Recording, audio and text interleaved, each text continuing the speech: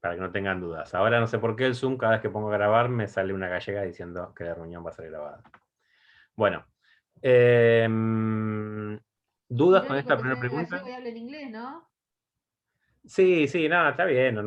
Antes no salía, no me hablaba nadie antes. O sea, no sé por qué. Sé que actualicé y ahora es así. ¿Alguna duda con esta primera pregunta? En líneas generales igual no hubo grandes inconvenientes. Salvo esto que les digo que no justificaron. La segunda pregunta, Martín. La segunda, determine si la siguiente afirmación es verdadera o falsa, justificando su respuesta. La Escuela de Relaciones Humanas hace énfasis en la integración social de los empleados, determinando que su nivel de productividad dependerá de los aspectos ambientales que afecten al trabajo. Bien, esa pregunta era falsa, por la última parte. ¿Sí? Los factores ambientales no son los que afectan el trabajo, los que afectan la productividad. Lo que van a afectar la productividad y de lo cual va a depender la productividad es de la integración social de los trabajadores. Según el nivel de integración social que ellos tengan, va a ser los niveles de productividad que alcancen. Lo aclaro porque muchos pusieron como que era verdadera. ¿Sí? Y la pregunta es falsa porque no es verdadera en su totalidad. La última parte está mal. Bueno, esas primeras dos preguntas las hice yo, así que ya pueden saber a quién putear. Vamos ahora a la tercera. La tercera, explique cómo vislumbra el, Elton Mayo en el experimento de Hawthorne al factor psicológico. Bien, en esta no hubo grandes inconvenientes. Sí era importante que ustedes determinaran dentro de la experiencia en qué punto se observaba el factor psicológico, ¿sí? Que tiene que ver con la primera parte de la experiencia, en la que se observa que la productividad de los trabajadores aumentaba o disminuía a partir de lo que ellos entendían que tenían que hacer cuando subía o bajaba los niveles de luz. ¿Sí? En ese momento es cuando se observan los factores psicológicos. Esa era la parte que ustedes tenían que determinar principalmente. Y la cuarta pregunta, Martín. La cuarta es, ¿cuál considera usted es la mejor teoría para explicar liderazgo y por qué? Bien, acá lo fundamental es el por qué. La respuesta más lógica sería la teoría situacional, pero algunos pusieron otras teorías también. El tema es cómo defendían ese porqué, y muchas veces esa defensa quedaba un poco trunca. Alguno puso la teoría de rasgos de personalidad, y entonces la pregunta es, ¿qué haces si no tenés una persona que tenga un rasgo determinado? No tenés líder directamente. O sea que esa teoría responde a la premisa de que el líder se nace. Y en realidad no es así, el líder se forma. Hay personas que tienen ciertas aptitudes de liderazgo, pero no por eso es que nacieron líderes. Quizás tengan más facilidad en algunas cuestiones, por ejemplo en la dicción, en la forma de transmitir una idea, en el carisma que pueda tener la persona. ¿Sí? Eso sí puede venir con la persona, pero después igualmente se tiene que desarrollar. Si no, no es un líder, es una persona simpática, que son cosas distintas. Si una persona carismática, una persona que puede tener entrada y ser sociable con los demás, no implica necesariamente que sea un líder. Pero bueno, acá podían tomar cualquiera de las teorías y a partir de esa teoría defenderla. Algunos pusieron el líder democrático, y eso no es una teoría, es un estilo de liderazgo. La teoría es la teoría de los estilos de liderazgo. Si ustedes eligen una de los tres estilos, no están eligiendo una teoría. Estarían respondiendo a la pregunta de cuál de los estilos de liderazgo considera que funcionan mejor en un líder. ¿Sí? Pero las teorías son tres, las que vimos nosotros. Teoría situacional, teoría de rasgos de personalidad y teoría de estilos de liderazgo. ¿Bien? Bien. Bueno, segundo tema. ¿Alguno tiene a mano las preguntas del tema 2? No, profe. Dale, Leo. Paula, te escucho. La 1 decía, ¿qué tipo de departamentalización recomienda para una pyme ubicada en Merlo, con una sucursal en San Antonio de Padua y una planta de 20 empleados que se dedica a la fabricación y venta de zapatos de dama? Justifique los motivos de su elección. Bien, la parte fundamental de la pregunta es la última. Justifique los motivos de su elección. Muchos pusieron ¿Cómo se justifican los motivos de una elección? ¿Se acuerdan que de cada tipo de departamentalización ustedes tenían ventajas y desventajas? Bueno, si ustedes eligen un tipo de departamentalización es porque consideran que las ventajas que tiene son positivas para esa organización. Las justificaciones en muchos casos no fueron buenas. Esta pregunta también es mi autoría, así que insisto, lo del tema 2 me pueden insultar a mí. Las justificaciones no estuvieron del todo bien, ¿sí? O ponían organización funcional y no explicaban bien por qué. Organización funcional porque va a tener un área de producción, un área de ventas, un área de compras. Está bien, son funciones que tiene, pero ¿por qué es mejor utilizar ese tipo de departamentalización? Podrían haber dicho, por ejemplo, porque es mucho más fácil de transmitir a los empleados, porque logra que especialistas se vayan nucleando dentro de un mismo departamento, entonces logra aumentar la especialización. El justificativo tiene que ser teórico, no puede ser un justificativo de porque a mí me parece. Hubo algún caso que leí, yo no leí todos los exámenes, corregí la mitad, hubo algún caso que leí que decía, como que entendía como que eran dos empresas distintas. La verdad que no sé de dónde sacaron, dónde pudo haber sacado a la persona que eran dos empresas. Porque todo el tiempo se habla de que es una empresa que tiene dos sucursales. ¿Cuál es la respuesta correcta? No hay una respuesta correcta. La respuesta es según como lo hayan fundamentado ustedes. Se puede departamentalizar de cualquier manera, de la que a ustedes se les ocurra. El tema es que ustedes expliquen por qué eligieron una. Podría haber sido por funciones, podría haber sido por tipo de cliente, podría haber sido por producto, podría haber sido de la manera que a ustedes se les ocurriera, por zona geográfica, si ustedes querían, si consideraban de que había diferencias entre una sucursal y la otra, por ejemplo.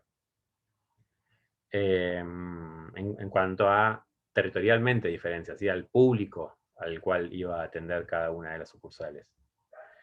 Yo no pensé eso en algún momento. O sea, yo respondí y después iba a poner que también quizás haría una segunda diferenciación en el tema de las dos localidades, pero ya me pareció demasiado.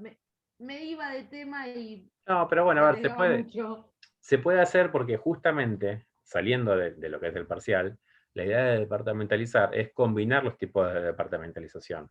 Porque quizás en el departamento de producción te conviene una departamentalización por procesos y en el departamento de ventas te conviene una departamentalización por zona geográfica o por tipo de cliente. Y la departamentalización estructural, estratégica, general, es por funciones, en ese caso. Entonces, la idea es que ustedes puedan jugar a combinar los tipos de departamentalización. Bien, la segunda pregunta. ¿Qué diferencia se encuentra entre la escuela clásica y la escuela de relaciones humanas? Bueno, también le hice yo la pregunta. Esta caía de Maduro. Pero acá sí muchas personas, muchas no, bueno, algunas personas cayeron en describir la escuela clásica y en describir la escuela de relaciones humanas, sin marcar las diferencias. Acá era un cuadro de comparativo, que podía ser narrado, no tenía por qué ser un cuadro, pero es, una apunta al hombre económico y la otra apunta al hombre social. Una apunta a la organización formal y a la estructura, la otra a la organización informal. O sea, eso es una comparación. Si ustedes me dicen, la escuela clásica es, y empiezan a detallar todo lo que tiene la escuela clásica, y después la escuela de relaciones humanas es, y detallan todo, el trabajo de comparar me lo están dejando a mí.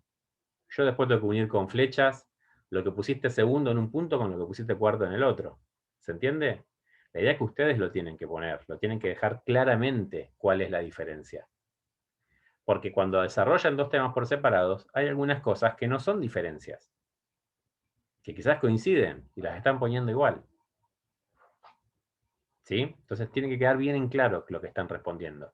Si no me demuestran que entienden los temas por separados, pero que no están entendiendo la pregunta. ¿Bien? Les digo porque estos son tipos de preguntas típicas de examen final. ¿Sí? Este tipo de preguntas las solíamos hacer en exámenes finales porque de esa manera, con una pregunta barremos dos temas. Entonces le hacemos que comparen escuelas. Es algo que siempre hacemos. Pero tengan en cuenta, tienen que comparar, no las tienen que desarrollar por separado. La tercera pregunta, Paula. ¿Qué elementos permiten diferenciar línea de staff? Bien, bueno, acá la teoría es bastante clara al respecto de qué es lo que diferencia línea de staff, ¿sí? La actividad principal de la organización se refiere a la línea, el resto de las actividades van a ser staff, los tipos de autoridad y los tipos de comunicación son diferentes. La línea tiene autoridad, el staff es de apoyo, asesora, la línea tiene comunicación piramidal, es decir, si yo quiero hablar con el que está arriba de todo, tengo que sí o sí seguir la escala.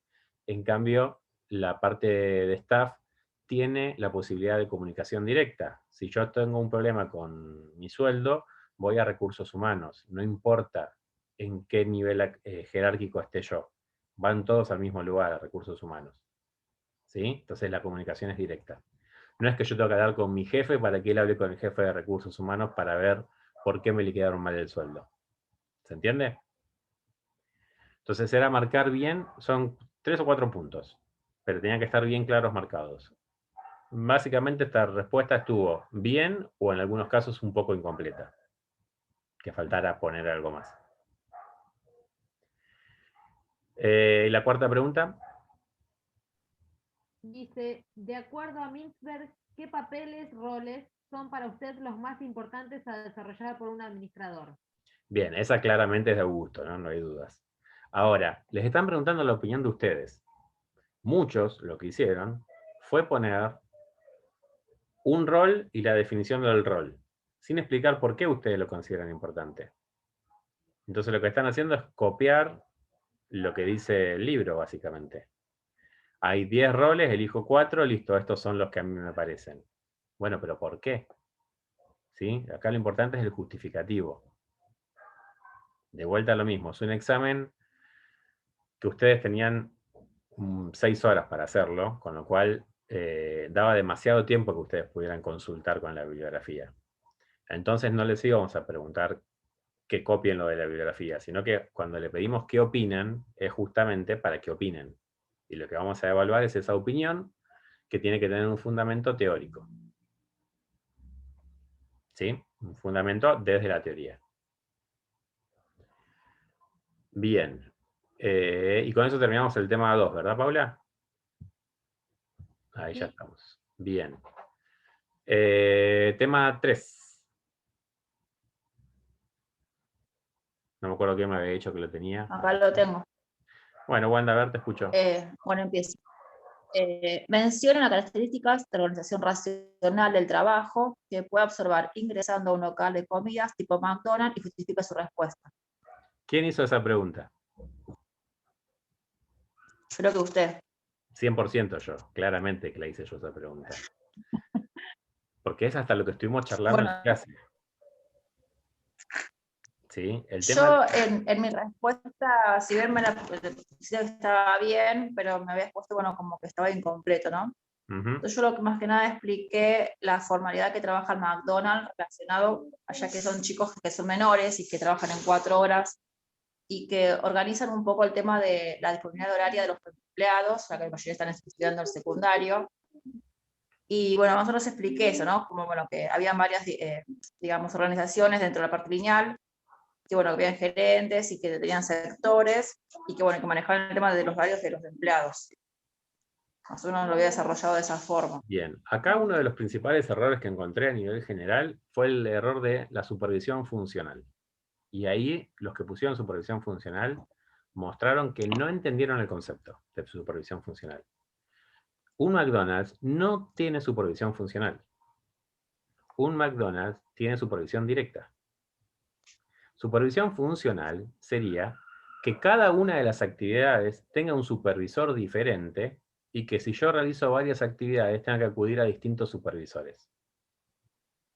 Y eso no pasa en un local de comidas rápidas. No hay muchos supervisores. No hay un supervisor para freír papas, un supervisor para entregar los pedidos, un supervisor para la limpieza del local. Hay un supervisor. ¿Sí? Entonces, supervisión funcional no hay. ¿Se entiende? Ese fue el error más hay un solo grande que gerente hubo. que delega en los sectores. Después, lo que sí uno observa es estudio de tiempos y movimientos, claramente, división del trabajo, Muchos pusieron el tema del hombre económico, o sea, de la entrega de premios a partir del empleado del mes, lo cual está bien. Yo no sé si les dan un premio de dinero o no, la verdad que lo desconozco a los empleados. Pero bueno, A veces sí, a veces no. Mi hija trabajaba en McDonald's y tienen alguna rectificación económica y a veces, bueno, solamente poner el staff que le ponen el cuadrito de buen empleado con su nombre. bueno, porque si es solamente el cuadrito, no es Organización Racional del Trabajo, porque justamente lo que está apuntando es a un reconocimiento social, no a un reconocimiento económico. Sí, Si se les da dinero, entonces sí es un reconocimiento económico. ¿Sí? Entonces sí apunta al hombre económico. ¿Por qué? Si vos trabajás bien, vas a ganar plata. Es el concepto básico del hombre económico. Y vas a aumentar la productividad de la organización. ¿Bien? La segunda pregunta. Determine si la siguiente afirmación es verdadera o falsa, justificando su respuesta. La teoría situacional del liderazgo establece que un líder debe ser autoritario, democrático, liberal, a partir de las cualidades de dicho líder o posea. Bien. Perdón, profesor. Sí, Daniel. Mire, disculpe, te quería hacer una consulta del anterior, ¿sí? No Sí. podía activar el micrófono, disculpe. No hay problema. La pregunta que leyó Wanda, si me acuerdo yo, no la tengo acá, pero yo me acuerdo que era más o menos que decía que observando, que uno observando, mediante uno que observaba ingresando al local. Sí. O sea, yo lo tomé como que, eso como que me entró un poco la duda, porque por ahí yo puntualmente no sé el manejo interno, pero es que yo, por ejemplo, no sé nada de ingreso, sé los movimientos, sé que hay una persona en lo que está en la hamburguesa, en el lobby. O sea, yo no entendí bien porque, bueno, era como que no estaba mi respuesta justificada. No sé, yo como no entiendo, como que no la entendí un poco a la pregunta, Bien, profesor. bien. Entiendo la duda. La respuesta, la justificación de la respuesta es, yo observo estandarización. ¿Por qué? Porque veo que todos los productos salen armados de la misma manera, por ejemplo. ¿Sí? Simplemente observando, no conozco cómo trabaja el local, pero veo que si pido hamburguesa, la misma hamburguesa en cualquier local que vaya, va a ser igual. Y si pido una yo y pide una la persona que está atrás mío, van a ser igual. Además responden a estándares porque yo puedo seleccionar hamburguesas y como mucho agregar o quitarle algo, pero no puedo hacerla como yo quiero. No puedo agarrar y decir, bueno, ¿ves el Big Mac? Bueno, le sacás la parte de carne y le pones pollo adentro. No lo puedo hacer. ¿Por qué? Porque están estandarizadas. Estudio de tiempos y movimientos. Si miro un poco cómo trabajan atrás, veo que están todos los movimientos sincronizados. Hace poquito en un local de McDonald's estaba viendo que, algo que nunca me había fijado antes, que por ejemplo, pero esto fue, yo nunca trabajé en un McDonald's, solamente observando, el queso no lo calientan. El queso se pone frío arriba de la hamburguesa caliente y se cierra. Cuando se cierra, el mismo calor que absorbe por estar cerrado en el papel es lo que hace que el queso se derrita. Lo derrita, exacto. Bueno, yo eso no lo sabía y lo vi, nada más. Por eso apuntaba a eso. Y las respuestas, las justificaciones tienen que ser de lo que ustedes ven. Veo división del trabajo. ¿Por qué? Porque veo que hay personas que se encargan de distintas cosas. Inclusive hay gente que está vestida diferente, por lo cual considero que deben tener distintos cargos. Yo el tema de que a eso me referí cuando respondí la pregunta del tema de la vestimenta y el tema del incentivo también. Que yo veía justamente esto del cuadrito, no sé, yo tampoco trabajé en un McDonald's, no lo sé, pero yo veía que, pues es como que yo, vamos a decir, me inventé, no sé la palabra, qué palabra usar, qué adjetivo, pero como que le daban algún premio, incentivo, qué sé yo, no sé. Está Plata.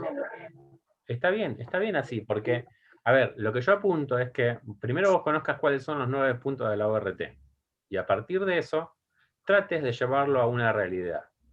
Y agarrar y simplemente decir, esto lo veo en tal cosa, en tal acción que estoy observando. Esto lo veo en tal otra. Esto no lo veo, pero me lo imagino que seguramente le deben pagar a esta persona, entonces por algo eligen al empleado del mes. Esa es la Claro. justificación que se buscaba. Tampoco quiero aburrirlos a mis compañeros, pero yo para un próximo parcial, porque yo es como que sentí tampoco quería, o sea, dar una respuesta con, vamos a decir, conceptos y contestarla. O sea, yo quería que sea como que yo la entendí, pero bueno, por eso yo no entendía bien cómo era el tema de que me habían puesto, como que no había justificado correctamente la respuesta, ¿no? La pregunta. Entonces, por eso yo para un próximo parcial le decía, Sí, profesor. te entiendo. Por eso te digo, por eso yo hago esta ida y vuelta ahora para que entiendan más o menos qué es lo que se buscaba en las respuestas. No sé cuál fue tu respuesta, como para decirte está bien o mal justificada, pero sí la justificación tiene que contener las dos cosas. Por un lado, lo que vos observás en esta pregunta, y por otro lado, el contenido teórico. Las dos cosas tienen que Perfecto. Perfecto. Muchísimas gracias, profesor. de nada. Bueno, con la segunda pregunta... Y la tercera sería. no, pero Dice, si fuese... el verdadero o falso. Bueno, yo en esa había puesto que era falsa. Está bien, por eso. Pero espera que vamos a dar la respuesta general, más allá de la que pusiste vos. La respuesta es falsa, ¿sí? La premisa es falsa. ¿Por qué? Esta la contestaron casi todos bien. Porque el liderazgo situacional no tiene nada que ver con las cualidades que tenga la persona. Esa justamente es la de estilos de liderazgo. Correcto. ¿Sí? Entonces había que poner que era falsa por este motivo y explicar cómo era la teoría situacional. La teoría situacional lo que dice es que según la situación, el líder va a ver cuál es la mejor manera de llevar a cabo su liderazgo y también inclusive hasta se va a ver quién va a ser el líder en ese momento. No solo se cuestiona la forma, sino también se puede modificar a la persona que sea líder en ese momento, según amerite la situación que enfrenta la organización. La tercera pregunta. Si fuese el responsable en una organización de definir o decidir sobre el tipo de estructura formal y adoptar para que una organización opere y desarrolle sus funciones, y qué tipo adoptaría y por qué. Un tipo de organización. Bien. La respuesta que era más fácil de justificar era la organización línea y staff, porque justamente incorpora a las otras dos. Muchos pusieron la organización lineal y la justificaron bien, y estaba, al menos de las que leí yo, y estaba bien la respuesta, porque explicaban que cuando comienza una organización es más sencillo, porque es más fácil de aplicar, porque además tiene menos gente, porque las decisiones están bueno que estén centralizadas en un momento inicial, pero lo estaban contextualizando, estaban hablando de una organización que recién empieza. A partir de eso la justificación está bien. La más fácil de justificar es la de línea y staff, porque es el tipo de organización más completo. Pero aplica más para una organización más grande, no para una organización pequeña. Entonces estaba bien. O sea, era muy importante la justificación de ustedes. Algunos pusieron la funcional a partir de la especialización. Bueno, si ameritaba la justificación, estaba bien. Cualquiera de los tres tipos de organización se podía responder. Lo importante era, nuevamente, la justificación. La justificación basada en los conceptos teóricos. La última pregunta, Wanda. ¿Cómo evidencia Mayo en el experimento de Hampton en la organización informal? Bien, bueno, acá lo mismo que la que habíamos mencionado antes, pero en lugar de los aspectos psicológicos, estamos hablando de la aparición de la organización informal. Lo evidencia a partir de observar que los grupos tienen sus propias reglas. Y eso lo ve cuando hace las entrevistas y empieza a aparecer una figura de una persona insospechada hasta el momento, que era el líder informal. Empieza a ver que hay relaciones que escapan a la estructura de la organización y por lo tanto observa la denominada organización informal. ¿Sí? Ese era el centro de la respuesta. Se podía justificar un poco más. Bueno, con esto más o menos dimos una respuesta a todas las preguntas del examen. Insisto, en líneas generales estuvieron bien. Ahora lo que le quiero comentar es cómo vamos a seguir con la materia. porque vamos a tener algunos cambios, les cuento. Esperen que estoy buscando lo que charlamos con Augusto, para darles bien. Igual esto, las fechas se las vamos a poner en la plataforma, ¿sí? Básicamente, ¿qué vamos a hacer? La semana que viene y la siguiente, vamos a dar clases martes y jueves. Los martes va a dar Augusto, los jueves la voy a dar yo. ¿Para qué? Para llegar tranquilos con todas las unidades para el parcial. Entonces, hoy tenemos clase, vamos a ver el capítulo 11. La semana que viene, con Augusto van a ver el 12 y conmigo el 13. El martes el 12 y el jueves van a ver el 13. Y la semana siguiente, con Augusto van a ver el 14 y conmigo van a ver el 17 y el 18, el jueves. El parcial va a ser el 24 de junio. Jueves 24. El martes 22 van a tener con Augusto el capítulo 19 y las preguntas de repaso. Y el 24 va a ser entonces el parcial con la misma modalidad que fue el primer parcial.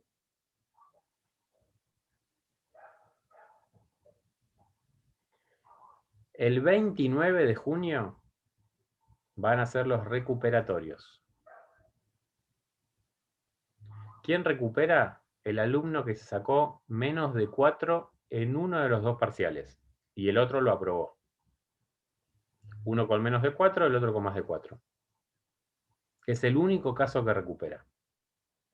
Por lo tanto, si el 24 es el parcial y el 29 el recuperatorio, nosotros, después del 24, lo más rápido posible les tenemos que dar las notas del segundo parcial para que ustedes sepan quién recupera y quién no. ¿Bien? Así que ese examen lo vamos a corregir en 1 o 2 días como mucho. ¿Perfecto? ¿Queda claro? Semana que viene y la otra nos vemos entonces martes y jueves. Que en realidad es como sería la cursada, y en realidad es como damos la cursada generalmente los martes Augusto y los jueves yo. O sea, después de un año vuelvo a dar clase los jueves, que era lo que siempre hacía. A ustedes no les cambia nada, pero bueno, se los cuento nada más, una nota de color. Bueno, ¿queda claro? ¿Alguna duda? Ok. Vamos a empezar entonces con el capítulo 11, que es el que nos toca ver hoy, que es burocracia. Burocracia es una palabra que estoy seguro que la mayoría de ustedes alguna vez debe haber escuchado. Ya sea que la dijeron ustedes mismos o que la escucharon mencionar por alguien. ¿Qué es lo primero que se les viene a ustedes a la mente cuando les digo burocracia? ¿Qué es en lo primero que piensan? Trámites del Estado. Trámites del Estado. Bien. ¿Qué más? Papeleo. Papeleo, controles. Papeleo, controles. Bien. ¿Qué más? Estancos en cantidad. ¿Cómo? Estancos en cantidad. Oficinas, oficinas, oficinas, oficinas interminables. Bien, bien. Muchas oficinas. Bien. ¿Qué más? Los niveles por los que a veces tiene que pasar un trámite. Claro, como Departamento, etapas. un departamento de otro departamento y así es interminable. Etapas que son muchas. Muchos pasos. Bien. Muchos pasos y muchas manos, porque encima son distintos departamentos. Entonces, distintas personas que lo hacen. Perfecto. Si yo les digo a alguno de ustedes que trabajando es un burócrata, ¿cómo lo toman? ¿Qué les estoy diciendo? ¿Algo bueno o algo malo? Algo bueno, me parece. Y si estás trabajando es algo bueno. Claro, ser Sí, burócrata según quien lo puede- recepciona. puede ser Sí, eso es claro. verdad. Si está del lado de la parte fiscal, lo vas a tomar mal. Si lo vas de la parte de la persona, lo vas a tomar bien. ¿Del lado de qué persona? Espera. ¿Vos sos un Y yo, cliente? por ejemplo, ¿Vos sos un yo, por ejemplo, cliente? trabajo en la pública y trabajo en la parte de ARBA. Entonces, cuando una persona a veces se enoja, con lógica razón, porque esos trámites son muy demandantes, muchas cosas, cuando se podía simplificar muchísimo más, es muy común que nosotros nos digan esa versión. O sea, uno ya está acostumbrado y bueno, como que bueno, también se pone el lado contribuyente que también se entiende que es demasiada burocracia. Bien. Pero bueno, no hay otra opción de hacerlo. No tengo demasiada burocracia. Desarrollar. Espera. Rápido. Desarrollar, Wanda, demasiada burocracia. ¿Qué quiere decir?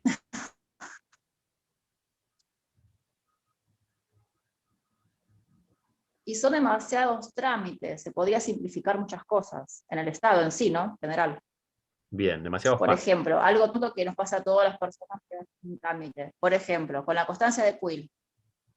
Vos vas a una oficina pública, ya sea privada o pública, y te dice constancia de CUIL. Y vos llevas el documento, y en los documentos actuales está el CUIL atrás. Dice, no, tráiganos la constancia de CUIL. O sea, eso para mí es una estupidez, por ejemplo.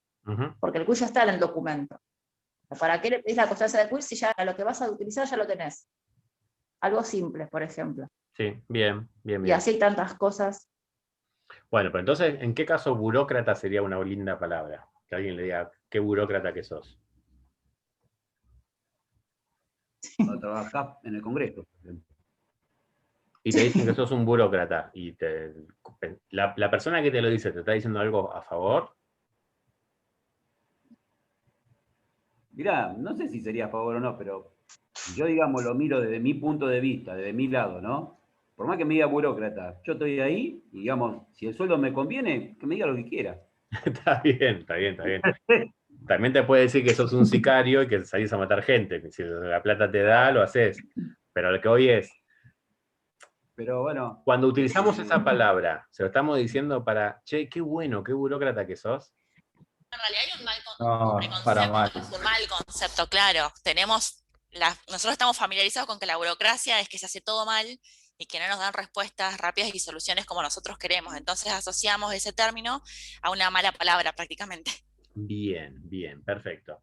Para estudiar este tema, vamos a tener que dividir nuestra mente en dos. Vamos a tener que analizar lo que nosotros vemos de la burocracia, lo que vivimos día a día de la burocracia, lo que entendemos, o sea, la práctica, separarlo de la teoría. Vieron que siempre intentamos, cuando explicamos un tema, de unir teoría y práctica. En este caso, no. Lo vamos a separar, porque hay mucha diferencia. Entonces los vamos a tener separados. Vamos a explicar qué es la teoría de la burocracia y después vamos a ir mencionando partes de la práctica de la burocracia. ¿Sí? Se nos está por cortar ahora, así que salimos, entramos de vuelta y ya entramos de lleno en el tema.